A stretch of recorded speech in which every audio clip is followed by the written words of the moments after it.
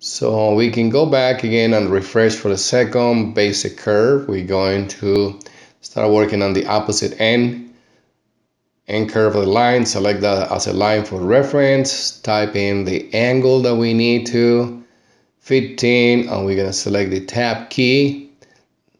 Drive the curve. Select the endpoint here. Select the line. Select that one, and we're going to use that one as a reference.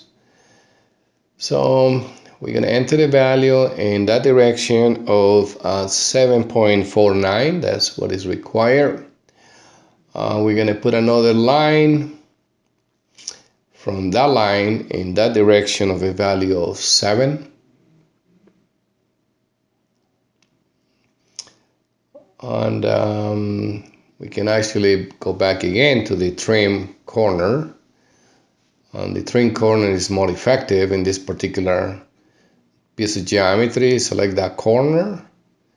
We move again. We got to create another corner here, another corner, and another corner. See how simple it is. It's much easier, more effective by doing it with the trim operator. Okay, I think something I got to check here. This object is not what I thought it was. This is 3.88. So I made a boo-boo, and we're going to do a lot of boo-boos when we're designing. So we got to make that correction. We're going to go here, select here as the line, and that value needs to be a value of 7. That's what it was given to us. So I confused one of the lines, and that's very easy to do. But that's what we got to double check every time that we go through the process of the creation. Okay, we're done. We made the correction, and I used that as a corner here. Cancel that out. Select that line and delete it. Those two lines.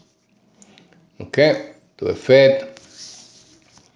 We have completed the geometry profile for the front. So now we're going to go into the isometric one more time. Select layer settings again. We see the side profile here. Select that layer so we can see both profiles, the side profile and the front profile in layer 11 and layer 12. We're going to make layer 1 as the work layer so we can create the body. So we move around the geometries, and we go on to the extrude operator. Be sure that we have connected curves.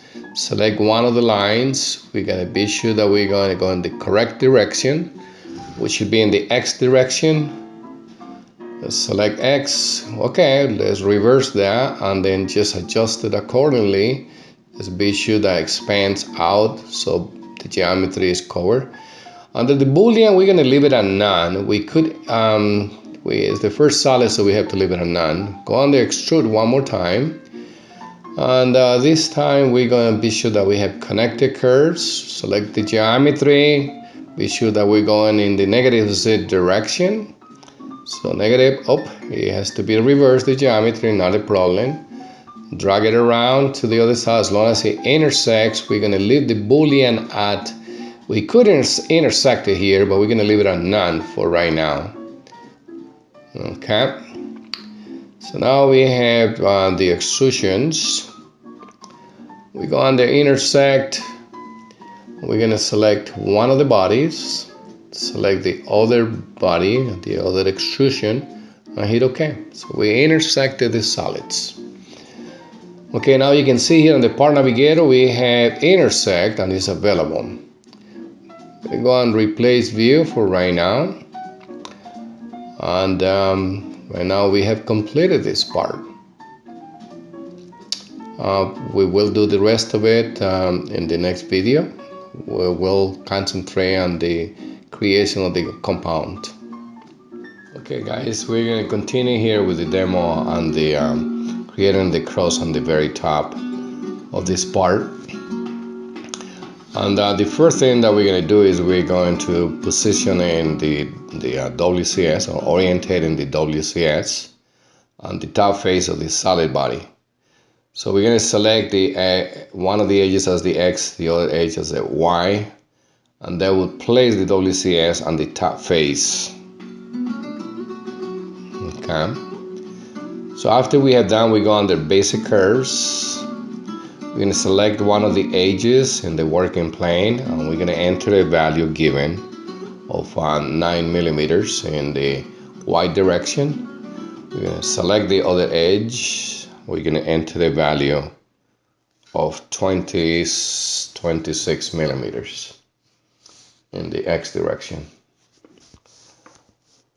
Cancel out basic curve, and we're going to take probably the best thing is to move the WCS to the center. That's what we need to do, position the WCS to the intersection of those two curves that we created. And you can actually move it or recreate it again, and in the intersection of those two curves is up to you. Okay, notice that the Z is pointing up, the X and the Y is pointing on top of that face. So we're going to rotate it first, and the Z is pointing towards our nose.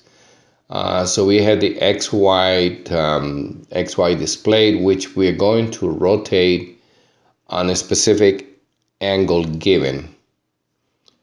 29.65 is the dimension that they want us, and we kind of look at it first and see if it makes sense.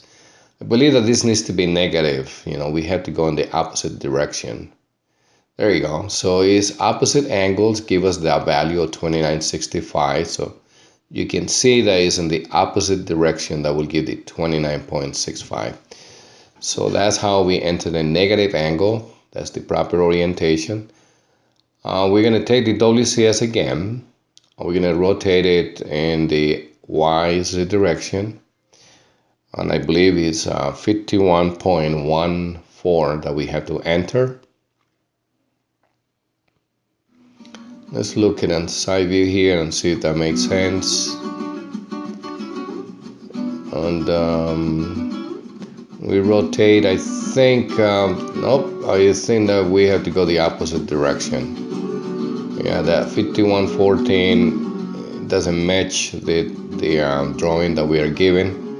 So we got to change that angle to a negative 51.4. There you go. That's the proper orientation. That's exactly what we need to. So we're going to move forward going into basic curve, enter the value of 0 for establishing the rubber band condition at 0. We're going to create a line in the Z direction, any distance. Rotate the part, take the WCS, and I'm going to move in the direction of Z. Okay. So we're going to slide the WC in the direction of Z, the direction of that line that we have created, but we don't have to be at the end point. You could if you want to, but you don't have to. Let's go into format, layer settings, and just confirm that we are in the correct layer. Yeah, we got everything under layer 13, which is the cross profile. You can take those two lines and we can delete them. You can leave them there if you wish, but if I take them out, that's okay too. The only thing that we're concerned is how we're going to create that cross here on this the XY. So we go under basic curve, rubber band condition at 0. We're going to create in the X direction specific length. I believe they want 6. And again, this is just one methodology that I'm going to show you.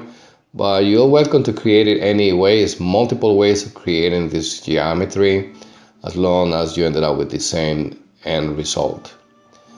I'm just going to use a technique here of using only halves. So I create one line, an offset value of 1, which is half of the 2 that is given. I'm going to create another line perpendicular to the line created originally. And I'm going to enter the value of 3 for them. So I have a line of 6 in the X and a line of 3 in the Y. I'm going to take that line and I'm going to offset it a value of 1 as well. So we have 1 offset in the X, 1 offset in the Y. We're concentrating in only one angle. We're going to go on the trim corner. Quickly we create a corner here at this intersection of these two lines. So that's the only geometry that we need for right now.